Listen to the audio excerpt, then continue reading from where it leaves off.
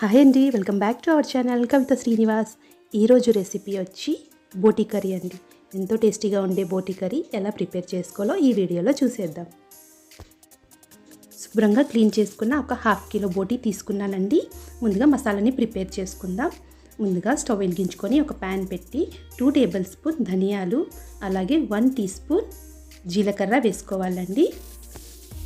ఇప్పుడు మసాలా దినుసులు అండి, ఒక చిన్న స్టార్ అనీస్ అండి, అలాగే ఒక 5 యాలకులు, అలాగే 5 లవంగాలు, ఇప్పుడు 4 చిన్న పీసెస్ అండి దాల్చిన చెక్క, అలాగే చిన్న పీస్ జాజికాయ అండి, టేస్ట్ కోసం బాగుంటుంది. ఇప్పుడు ఫ్రై చేసి చల్లార్చుకోవాలండి. ఇప్పుడు ఇంకో బౌల్లో అల్లం అండి, ఒక లెమన్ సైజ్ అంత అల్లం, అలాగే వెల్లుల్లి, కాస్తంత కొబ్బరి అండి, ఎండు కొబ్బరి అయినా వేసుకోవచ్చు. ఇక్కడ నేను పచ్చి కొబ్బరి వాడాను. అలాగే ఒక పెద్ద సైజు ఉల్లిపాయ అండి పేస్ట్ కోసం.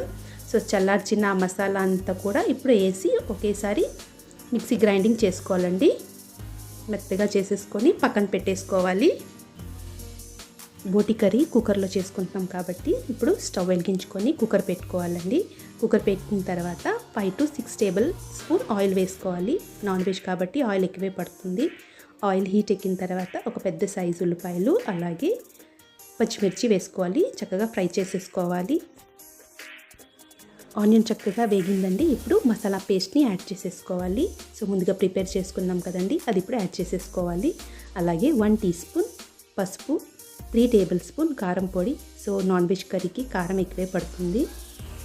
సో ఒకసారి బాగా కలిపేసుకోవాలి. ఇప్పుడు బోటి కర్రీకి సరిపోయినంతగా సాల్ట్ని యాడ్ చేసేసుకోవాలి.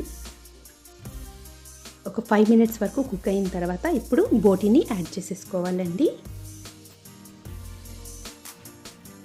ఇప్పుడు ఆ మసాలా పేస్ట్ అంతా కూడా బోటీలో అంతా మిక్స్ అయ్యేలాగా బాగా కలిపేసుకోవాలి.